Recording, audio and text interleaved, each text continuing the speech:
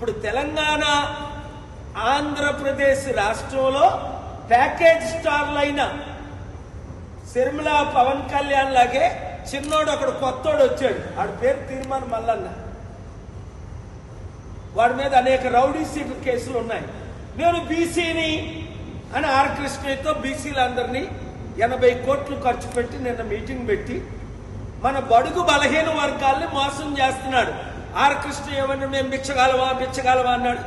చంద్రబాబుతో భిక్షం అడిగాడు, కేసీఆర్ని భిక్షం అడిగాడు, వైసీపీని భిక్షం అడిగాడు, ఇప్పుడు బీజేపీని భిక్షం అడిగి బీసీలని తాకట్టు పెట్టేశాడు. వాడి శిష్యుడే తీర్మాన్ మల్లన్న. దానికి రుజువే నిన్న తెలంగాణలో మీటింగ్. బీసీలారా మనం అమ్ముడు పోవాలా? 60% ఉన్నోళ్ళవి నేనున్నాను కదా. ఎవ్వరికి అమ్ముడుపోని చిరంజీవిలాగా అమ్ముడుపోలేదు కాంగ్రెస్కి, పవన్ కళ్యాణ్ లాగా తెలుగుదేశం బీజేపీకి అమ్ముడుపోలేదు.